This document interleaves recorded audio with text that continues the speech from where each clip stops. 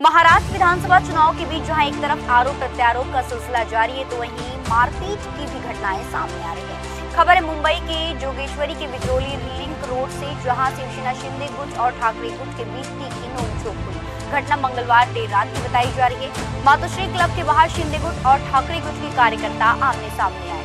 इस दौरान मारपीट, पथराव और तोड़फोड़ भी की गई। आरोप है कि शिवसेना यूबीटी के कार्यकर्ताओं ने शिंदे गुट की महिला कार्यकर्ताओं का वीडियो निकाला और मना करने पर उनके साथ बदसलूकी की।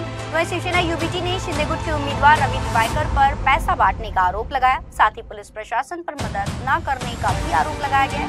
इस दौरान JVLR रोड पर जाम की स्थिति बन गई। MIDC पुलिस ने ठाकरे गुट के कार्यकर्ताओं के खिलाफ छेड़छाड़ सहित 3 अलग-अलग मामले दर्ज किए।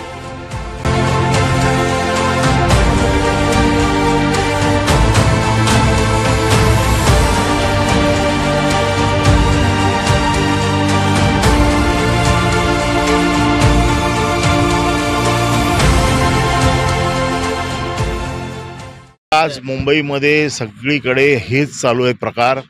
पैसे वाटप, धान्य वाटप, सामान वाटप, भांड्यांचे सेट वाटप, अशा प्रकारची वाटप करून लोकांचे मतं विकत घेण्याचा प्रयत्न चालू आहे। गेले कित्येक दिवस मातोश्री क्लबमधनं लोकांना पैसे वाटण्याचं काम चालू आहे।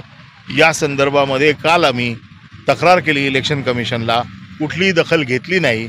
म्हणून आज शिवसैनिक इकडे बघायला आले, तर त्या शिवसैनिकांना आतमध्ये इकडे तडीपार गुंड, मुक्कामध्ये अटक झालेले गुंड, जे आता जामिनावर सुटलेले गुंड, अशा गुंडांनी शिवसैनिकांवरती हल्ला चढवला आणि कुठल्याही प्रकारची तक्रारीची शहानिशा अजून कोण करत नाहीये।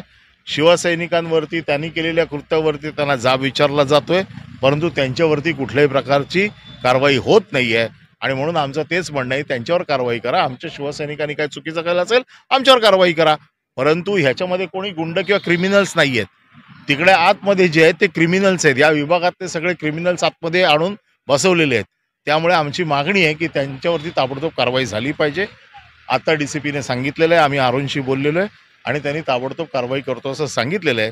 आणि आता जर त्यांच्यावरती कारवाई झाली तर आमचं काहीच म्हणणं नाही, आमच्या लोकांना आम्ही घरी जायला सांगू। 2 दिवसापूर्वी अशीच घटना घडली होती। हे नेहमीच चालू आहे। लोकसभेला देखील असंच चालू होतं, लोकसभेला देखील हेच चालू होतं। लोकसभेला देखील अशाच प्रकारच्या घटना वारंवार घडत होत्या। त्यावेळेला देखील शिवसैनिक इथे जमत होते, परंतु सरकारी यंत्रणेच्या समोर, पूर्ण ह्या सरकारी दबावाच्या समोर या सगळ्या यंत्रणा सरकारी दबलेल्या आहेत आणि कुठल्याही प्रकारची कारवाई करत नाहीये। आणि म्हणून अशा प्रकारे रस्त्यावरती लोकांना उतरावं लागतंय। या ठिकाणी मुख्यमंत्री दोनदा या ठिकाणी येऊन गेले होते, काय सांगणार? मुख्यमंत्री किती वेळा जरी इकडे येऊन गेले तरी ह्या वेळेला इथे शिवसेना उद्धव बाळासाहेब ठाकरे गटाचेच उमेदवार जिंकणार आहेत, हे नक्की आहे।